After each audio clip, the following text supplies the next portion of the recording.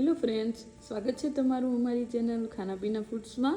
તો આજે આપણે બનાવીશું મેથી મટર મલાઈનું શાક, જે ખૂબ જ ટેસ્ટી બનીને તૈયાર થાય છે। તો તેના માટે મેં અહીંયા 2 કપ જેટલી મેથી લીધી છે અને 1 વાટકા જેટલા વટાણા લીધા છે। હવે આપણે પેનમાં 2 ચમચી જેટલું ઘી એડ કરશું। ઘી ગરમ થઈ જાય એટલે આપણે તેમાં વટાણા નાખી દઈશું અને પછી આ રીતે આપણે તેને ધીમે ધીમે હલાવતા જઈશું અને 70 થી 80% જેટલા કૂક કરી લેશું અને તેમાં સ્વાદ પ્રમાણે મીઠું એડ કરશું। વટાણા શેકાઈ ગયા છે તો હવે આપણે તેને નીચે ઉતારી લેશું। એવી જ રીતે એ જ પેનમાં મેથીને પણ આપણે 70 થી 80% જેટલી કૂક કરી લેશું। મેથી અને વટાણાને આ રીતે ઘીમાં શેકવાથી તેનો શાકમાં ખૂબ જ સારો ટેસ્ટ આવે છે।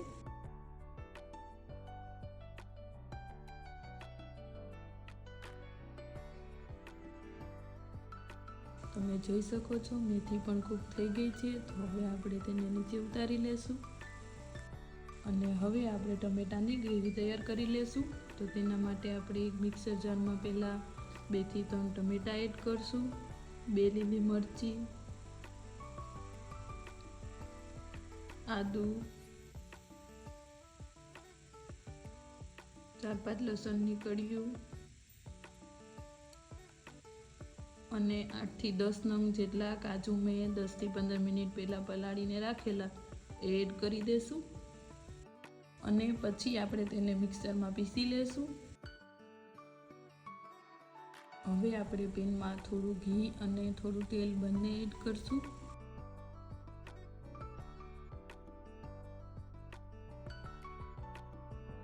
હવે આપણે તેમાં સૂકા મસાલા એડ કરશું। તો 2 એલચી, 2 સૂકા મરચાં, તજ અને સૂકા પાંદડા એડ કરશું અને તેને તેલમાં 10 થી 15 સેકન્ડ સુધી સારી રીતે સાતળી લેશું। પછી આપણે તેમાં થોડું જીરું એડ કરશું।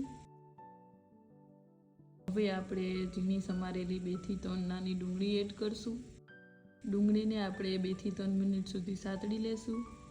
તો હવે આપણે તેમાં મસાલા કરી લેશું। તો 1 ચમચી જેટલું લાલ મરચું નાખશું, અડધી ચમચી હળદર, અડધી ચમચી ગરમ મસાલો એડ કરશું।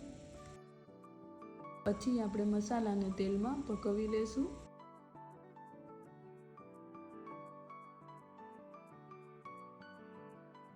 મસાલા તેલમાં પાકી જાય એટલે આપણે જે ટમેટાની પેસ્ટ બનાવેલી એ એડ કરી દઈશું અને તેને મિક્સ કરી દઈશું।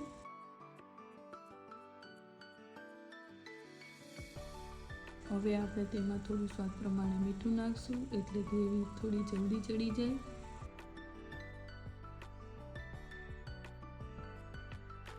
હવે આપણે તેને 2 થી 3 મિનિટ સુધી ઢાંકીને ચડવા દેશું। 2 થી 3 મિનિટ જેટલો સમય થઈ ગયો છે, તો હવે આપણે ઢાંકણ ખોલીને ચેક કરી લેશું।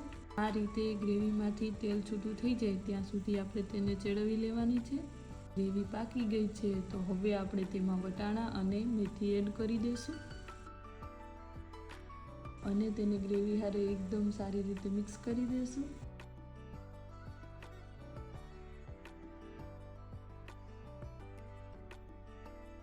આ રીતે મિક્સ થઈ જાય ત્યાર પછી આપણે તેમાં અડધા ગ્લાસ જેટલું ગરમ પાણી એડ કરશું। ગ્રેવી તમારે જેટલી ઘાટી અને જેટલી પાતળી કરવી હોય એ પ્રમાણે તમે પાણી એડ કરી શકો।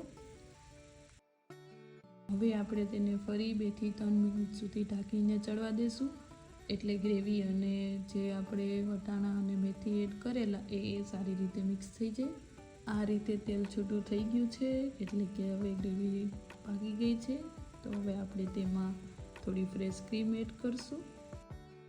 ફ્રેશ ક્રીમ નાખીને ત્યાર પછી આપણે તેને શાક હારે મિક્સ કરી દઈશું અને ત્યાર પછી આપણે તેને વધારે કૂક નથી કરવાનું। 2 થી 3 મિનિટમાં જ આપણે તેને નીચે ઉતારી લેશું।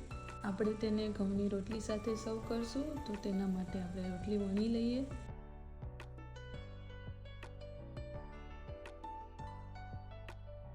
રોટલી વણાઈ જાય એટલે આપણે તેને શેકવા માટે તવા ઉપર નાખી દઈશું। આ રીતે ફેરવીને બંને બાજુથી આપણે તેને શેકી લેશું। તો હવે આપણે શાકને સર્વિંગ પ્લેટમાં સર્વ કરી લેશું। આપણે તેને રોટલી અને ડુંગળી હારે સર્વ કરશું।